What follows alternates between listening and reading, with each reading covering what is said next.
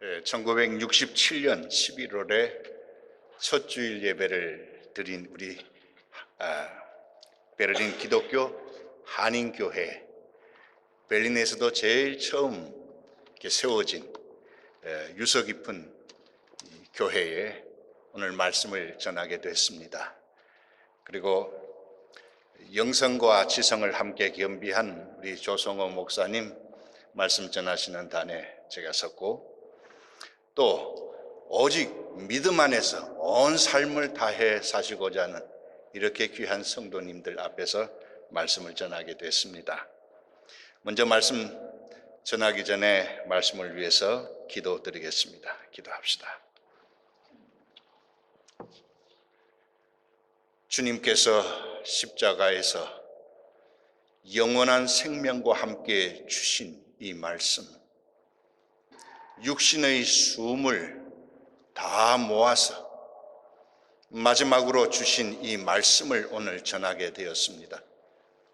다 이루었다 하시는 그 말씀 전할 때에 주님께서 친히 거룩하신 영으로 우리 가운데 임재하여 주시고 말씀을 전하고 받는 우리 가운데 역사하여 주시옵소서.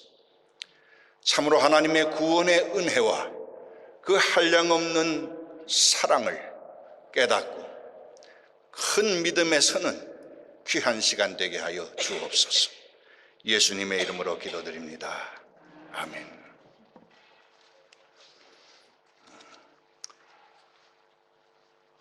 대문호 괴테가 죽음 직전에 한 말은 불을 밝혀라, 너무 어두우니까 불을 밝혀달라 하는 말이었습니다. 그리고 세상을 떠났다고 전해집니다. 사람이 숨을 거두기 직전에 하는 말을 임종어라고 합니다. 그리고 또 호화롭고 사치스러운 삶을 살았던 프랑스 왕 루이 16세는 죽기 전에 나는 길을 잃었다, 이렇게 고백하고 그리고 죽었습니다. 사람의 임종어는 그 사람의 생애를 결론 지은 것일 수가 있습니다. 예수님께서는 십자가 위에서 숨을 거두시기 전에 7마디의 말씀을 하셨습니다. 그 중에 저는 오늘 3마디 말씀을 통해서 기독교 신앙의 그 핵심과 은혜를 전해드리고자 합니다. 제일 먼저 엘리 엘리 라마 사박다니, 번역하면 나의 하나님 나의 하나님 어찌하여 나를 버리시나이까. 주님께서는 버림받기 위해서 태어나신 분입니다. 당신은 사랑을 받기 위해 태어난 분이라는 찬송이 있습니다마는 예수님께서는 버림받기 위해서 태어나신 분입니다. 십자가에서 죽으실 때는 하나님께도 사람에게도 철저히 버림을 받으셨습니다. 그것은 저와 여러분의 죄와 형벌을 담당하시기 위해서 오신 하나님의 희생 제물이었기 때문에, 그분이 바로 예수님이셨기 때문에, 그러니 형식적으로가 아니라 실제로 하나님 앞에 처절하게 버리심을 받았습니다. 이것은 사람이 범죄함으로 하나님께 버림받아야 함을 대신 담당하기 위함이었습니다. 사람들은 실제로는 버림받지 않아도 버림받은 것 같은 심정을 갖고 살 때가 많습니다.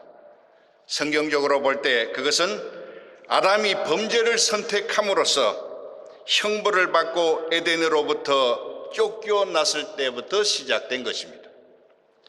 그런데 사실은 사람이 먼저 하나님을 버렸습니다. 하나님의 사랑을 버리고 죄를 선택하였습니다. 이는 마치 자식이 아버지를 버린 것과 같습니다. 자식에게 버림받은 부모는 깊은 상실감을 갖게 될 것입니다.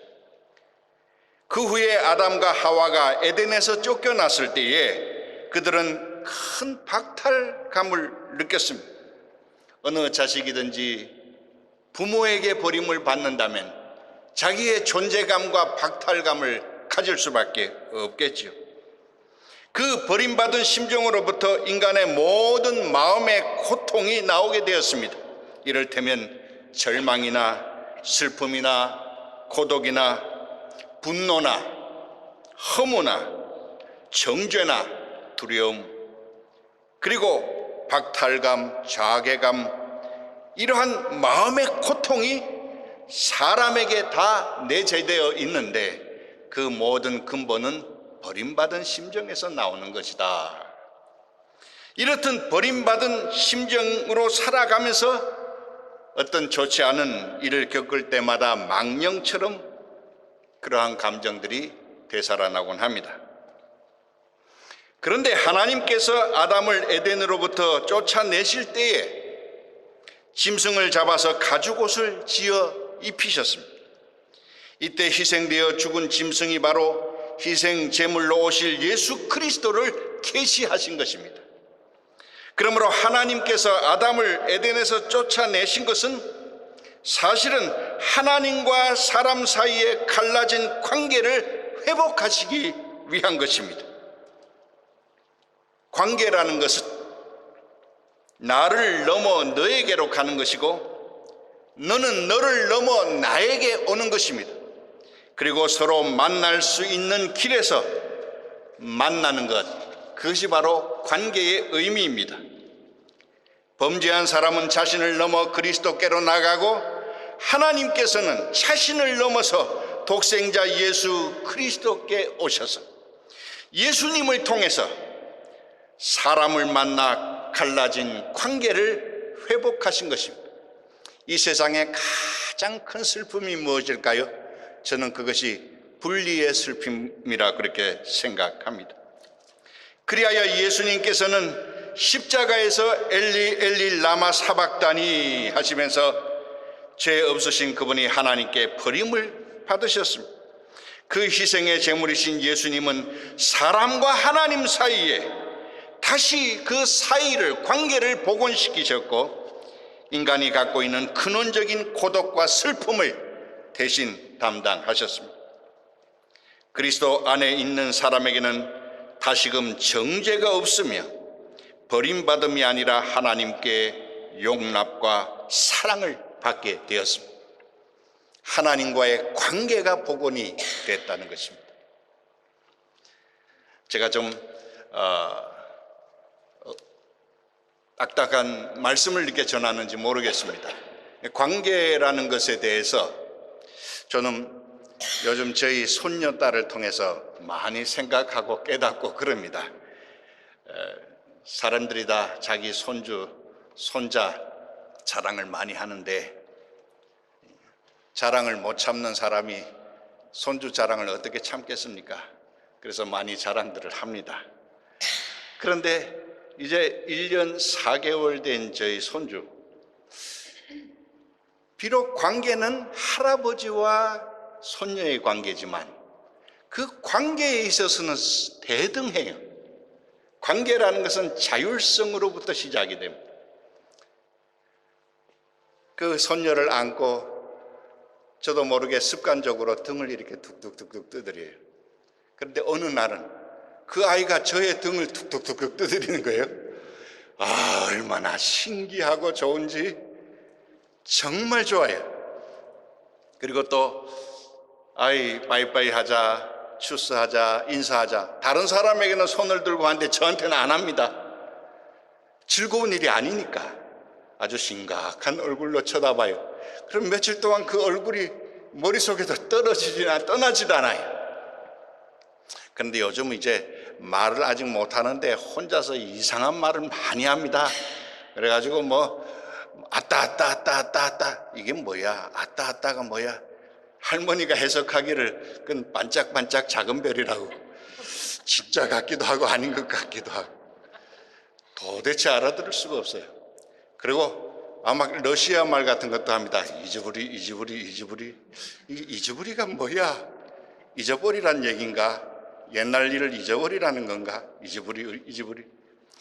러시아 말을 이렇게 하네. 그런데 이 아이가 말을 사실 못하는 거라고 생각할 수 있지만 어른이 그 말을 못 알아듣는 것이라고 할 수도 있다 이 말이에요. 어렸으니까 자기는 무언가 말을 해요. 야, 아직 그렇게 1년 4개월이나 돼서 알아듣지도 못하는 말을 하느냐. 어른으로서는 그럴 수 있지만은 그 아이 입장에서는 그렇게 할아버지가 되도록 나이 드시도록 내 말을 못 알아들었습니까? 그래도 할 말이 없는 거예요. 비록 할아버지 손주의 관계이지만 관계에 있어서는 대등해요. 서로가 연결되지 못하는 것을 연결을 하는 거예요. 하나님은 너무나 거룩하시고 온전하신 분입니다. 인간은 전적으로 타락이 되었고 하나님과 인간 사이에 복원될 수 없는 그 관계를 복원하시기 위해서 중보의 예수님께서 오셔서 십자가에서 아버지 어찌하여 나를 버리십니까? 인간의 버림받음을 호소하시면서 그러면서 하나님이시며 사람으로 오신 그 예수님을 통하여 우리가 하나님과의 관계가 복원되었습니다. 할렐루야. 그때부터 모든 버림받은 심정이 사라지게 됐습니다. 자, 우리가 의식적으로 믿음으로 그렇게 우리가 하나님과의 관계가 복원이 됐는데 우리의 성품 자체는 아직도 타락된 인간의 본성을 죄성을 가지고 있잖아요. 그러니까 하나님의 성품과 하나가 되기가 얼마나 어렵습니까? 그것은 불가능한, 물과 기름이 섞이는 것보다 더 어려운 것이란 말이죠. 그러니까 하나님의 거룩하신 성령께서 우리 안에 오셔서 하나님과 일치되게 하시고 하나가 되게 우리의 성품을 복원시켜 주십니다. 할렐루야. 얼마나 감사한지요. 예수님께서 제자들과 작별하시기 전에 이런 약속을 하셨죠. 내가 너희를 고아와 같이 버려두지 아니하고 세상 끝날 때까지 함께 하리라. 이 말씀은 보혜사 성령을 보내시겠다고 약속하시면서 하신 말씀이에요. 예수님께서 제자들에게 약속하신 성령이 저와 여러분에게 임하신 이후에는 우리가 하나님을 나의 하나님, 내 안에 계신 하나님으로 우리가 알게 되었습니다. 전치사로 말하면 하나님을 내 안에 계신 하나님. 구약시대 사람들은 하나님을 은혜 하나님으로 이해를 했어요. 위에 계신 하나님. 야곱도 그냥 하늘과 사닥다리, 땅에 닿은 그 사닥다리 위에서 하나님이 말씀을 하시고 너무나 낮고 천한 인간이 하나님을 대하여 만약에 그 얼굴을 대면하여 보았다면 나는 죽게 된다 이렇게 생각을 했던 사람들이 구약시대 사람들이죠. 그런데 예수님께서 이 땅에 육신의 모습을 가지고 오신 이후부터는 전치사 바위가 됐어요. 곁에 예수님 함께 다니시고 함께 거하시고 예수님 계신 곳에 가면 만날 수가 있고, 그런데 예수님께서 약속하신 하나님의 성령이 우리에게 임하시고 나서는 전치사가 인이 되었습니다. 할렐루야. 내 안에 그 예수님께서 너희가 내 안에 거하라 내가 너희 안에 거하리라. 또 너희는 하나님의 성령께서 거하시는 산 성전인 줄 알지 못하느냐. 요한복음 3장 고린도전서 3장 16절 말씀. 그렇기 때문에 성령이 우리에게 임하셔서는 고아와 같이 버려두지 아니하고 영원토록 우리와 함께 하신다고 말씀을 하셨어요. 저는 워낙 보수적인 교단에서 자라났어요. 20세 초반에 성령의 은혜와 그 하나님의 사랑을 크게 경험을 한 적이 있습니다. 그리고 나서 정말 뜨거움을 알게 됐고 생명을 체험하게 되고 큰 은혜를 순간적으로 제가 받은 그런 기억이 있는데, 그 이후로부터 하나님 앞에 간절히 기도한 것은 하나님 저를 기쁨의 사람으로 만들어 주십시오. 1년 이상이나 그렇게 기도를 했어요.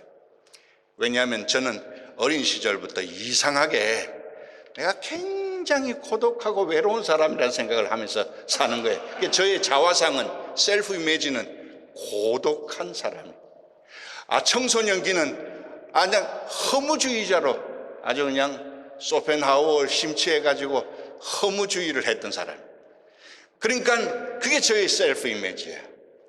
하나님 앞에 기도하기를 성령님 제 안에 은혜로 충만히 주셨으니 기쁨의 사람 되게 해 주시옵소서. 간절히 기도해. 어떻게 되었을까요? 성령 안에 제가 거하면 언제나 하나님의 기쁨이 충만합니다. 할렐루야. 그러나 사람이 성령 안에 늘 거하지 못할 때는 다시금 옛것이 녹화하게 되죠. 다시금 성령님 안에 간절히 기도하고 주님이 성전이 되면은, 산성전이 되면 언제나 하나님의 은혜와 기쁨이 충만해서 버림받은 심정이 완전히 떠나가게 됩니다. 할렐루야. 자, 저와 여러분은 이제 그리스도 안에서 용서받고 용납받은 하나님의 은혜로 그 관계를 확인하게 되었습니다. 예수님께서 어찌하여 나를 버리시나이까 하는 그 대속의 은혜로 말미암아 영원히 하나님과 함께하는 은혜 가운데 거하게 되었음을 하나님께 찬양합시다. 자, 두 번째로 예수님이 하신 말씀은 아버지여 저들의 죄를 사하여 주옵소서 자기들이 하는 것을 알지 못함이니이다 하신 말씀이에요. 누가복음 23장 34절 말씀이죠. 이 말씀 속에 있는 용서, 그리고 한 걸음 더 나아가서 중보, 다른 그 범죄한 사람, 원수같이 행악하는 사람을 위하여 간절히 기도하시는 주님의 중보, 이것이 기독교 신앙의 특징입니다. 그래서 하나님을 사랑이라고 말씀을 하는 겁니다. 유태교나 모슬렘이나 불교나 유교나 무속 종교와 근본적으로 다른 것이 바로 이것이고 그리스도교의 정체성이기도 합니다. 이슬람 종교와 유태교와 근본적으로 다른 것이 그것이죠. 눈은 눈으로 갚고 이는 이로 갚아라. 남이 내 눈을 했으면 그 사람의 눈도 해야 되고, 이를 부러뜨렸으면 그 사람 이도 상하게 해야 된다. 옛사람은 그렇게 말을 했다. 그러나 예수님이 말씀하시기를 나는 너희에게 말하노니 너희 원수가 줄이거든 먹여라, 헐벗었거든 입혀라, 원수를 사랑해라. 이것이 바로 예수님이 주신 말씀이지 않습니까? 그래서 근본적으로 다른 것이 진리의 근본이 다르고, 이슬람과 우리 기독교의 신앙의 진리의 근본이 다르고, 그리고 영이 다릅니다. 하나님의 성령으로 아니하고는 그리스도를 주라고 하지 못한다고 했습니다. 할렐루야. 우리는 하나님의 은혜로 말미암아 용서와 그리고 사랑과 화해, 중보의 믿음을 우리가 가지고 살게 되었습니다. 자, 이 중보의 능력을 가지고 우리가 이제 살게 되었는데, 그리고 나서는 늘 하나님의 은혜 속에서 죄인을 위하여 기도하는 중보 기도의 사명을 저와 여러분에게 주신 거예요. 중보의 사명이 그리스도인에게 주신 하나님의 명령이다 말씀을 하십니다. 용서를 구하지 않는 사람에게도 용서하는 것이 예수님이 보여주신 용서이고, 원수를 위해 기도하라, 축복하라 하신 말씀이죠. 예수님의 중보 기도는 죄인들을 하나님께로 구원하여 돌아오게 하셨습니다. 스데반을 돌아오게 했습니다. 그런데 스데반이 돌에 맞으며 피를 흘리면서 하나님을 영으로 대하면서 천사의 얼굴처럼 피투성이가 죽으면서 예수님의 중보 기도를 거둬들였죠. 아버지 저들의 죄를 용서해 주십시오. 저들이 한 것을 알지 못하기 때문입니다. 그리고 감정에 격해서 사람들이 돌로 쳤는데 재판 없이 한 일이라 이제 판사에게 이 추인을 받아야 돼요. 인정을 받아야 돼요. 그래서 판관이었던 청년 사울에게 피 묻은 스데반의 옷을 가지고 가서, 그때 이 청년 사울이 그 죽음이 마땅하다라고 선고를 했거든요. 훗날 그가 바로 바울이지 않습니까? 중보 기도를 하면서 피 흘려 고통하는 옷을 가지고 갔을 때, 고통의 눈물, 그 옷을 가지고 갔을 때 그 중보의 기도가 예수 그리스도를 만나게 했고 온 세상에 복음을 전파하는 대선교자가 되게 하셨습니다. 할렐루야.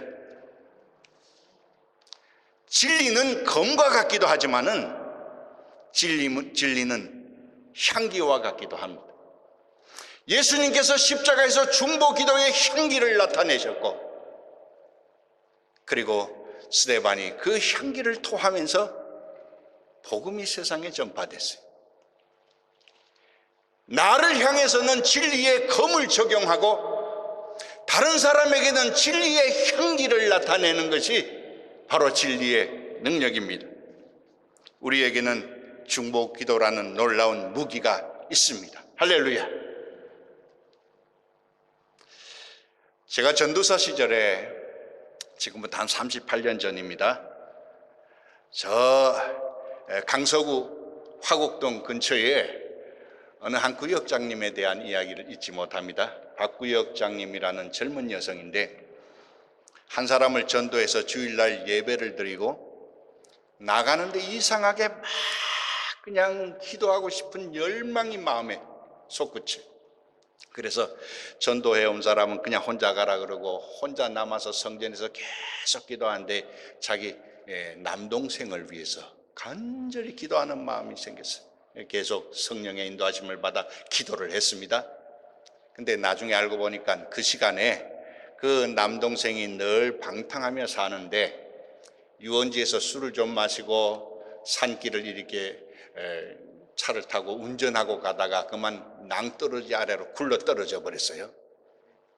바로 그 시간이에요. 함께 탔던 사람들도 많이 다쳤는데 그 사람들은 구조를 됐고, 이 남동생은 찾아도 찾을 수가 없어요. 사고 내고 도망을 쳤나 보다, 그렇게 생각을 했답니다. 안 보이니까. 알고 보니 저 먼 데로 떨어졌는데 바위에 머리를 부딪혀서 기절해 있었어요. 나중에 등산객이 보고 발견했습니다.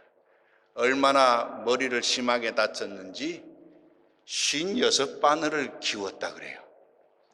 그 시간에 동생을 위해 그 누이는 간절히 성전에서 기도를 했어요. 56바늘을 기웠다 하는데 놀라운 기적이 일어난 것은 뇌는 하나도 상하지 않았다는 거예요. 그리고 그 동생이 결국은 신학 공부를 하고 주의 종이 됐습니다. 할렐루야. 중보기도라는 것은 시간과 공간과 상태를 초월하여 나타내는 하나님의 능력입니다. 할렐루야. 저와 여러분에게 바로 이 중보기도의 능력을 하나님께서 주셨어요. 스폴전 목사는 말하기를 중보기도는 하나님 앞에 드려지는 제물 중에 가장 기름진 것이다. 하나님께서 기뻐 받으시는 제물이다. 그 말씀이죠. 또 성 시프리안이라는 분은 다른 사람을 위해 중보기도할 때는 그가 나와 함께 하나님 앞에 나오고 나와 함께 무릎을 꿇고 있다고 생각하라, 그렇게 말했습니다. 우리가 다른 사람을 위하여 기도한다는 것은 기도 이전에 마음을 하나가 되게 해야 되고 그리스도의 사랑을 가지고 해야지 그냥 쉽게 기도하겠습니다, 기도해드리죠, 할 수 있는 일이 아닙니다. 하나님의 성령께서 우리 마음을 감동하여 그들을 위하여 하게 할 때 그 중보의 기도를 하나님께서 사용하십니다. 그래서 마태복음 18장 18절에서 20절 말씀, 진실로 너희에게 이르노니 무엇이든지 너희가 땅에서 매면 하늘에서도 매일 것이요 무엇이든지 땅에서 풀면 하늘에서도 풀리리라. 진실로 다시 너희에게 이르노니 너희 중에 두 사람이 땅에서 합심하여 무엇이든지 구하면 하늘에 계신 내 아버지께서 그들을 위하여 이루게 하시리라. 두세 사람이 내 이름으로 모인 그곳에는 나도 그들 중에 있느니라.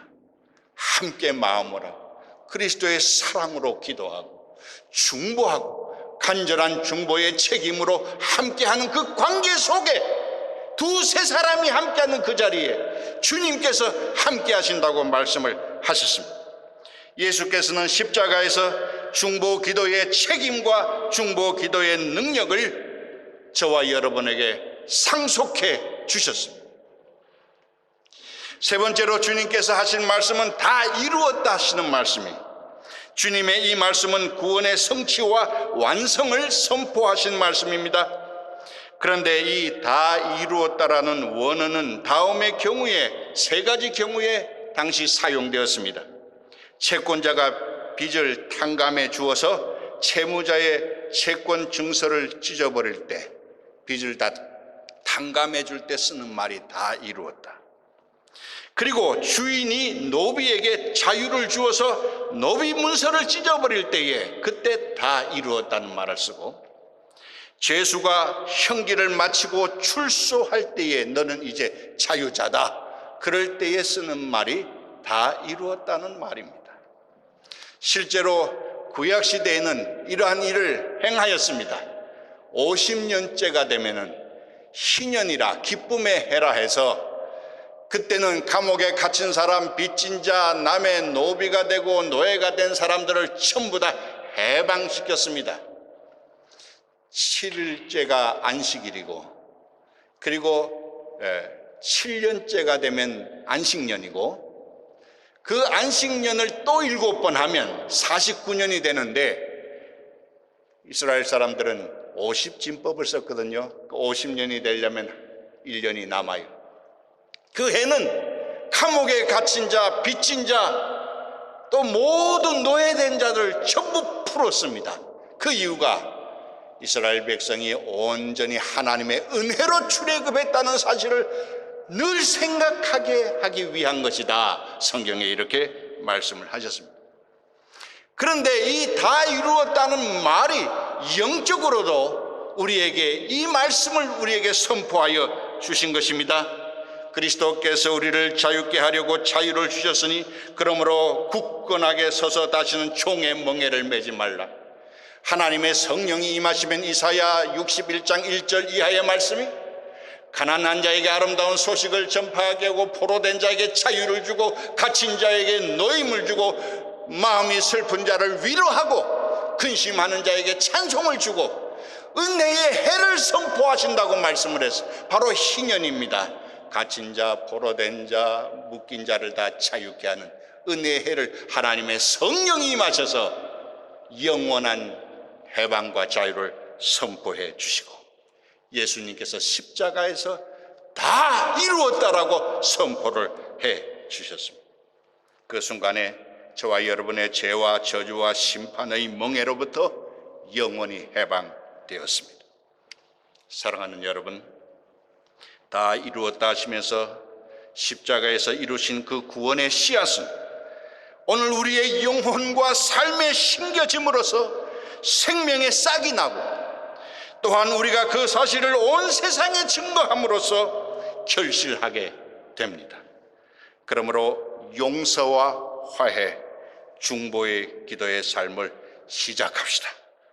모든 죄의식으로부터 해방이 되고 저주의식과 심판의식으로부터 영원한 해방을 누리게 되시기를 주 예수 그리스도 이름으로 축원드립니다. 기도합시다. 하나님 아버지, 감사합니다. 예수 그리스도의 그 생명을 통해서 하나님과 우리의 관계가 복원되게 해주시니 감사합니다.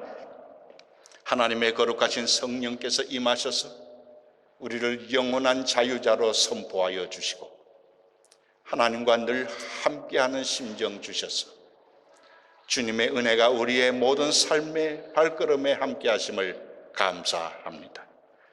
예수님이 선포하신 그 선포가 오늘 우리의 믿음을 통해서, 우리의 용서를 통해서, 우리의 중보를 통해서 또한 선포되게 하여 주시옵소서.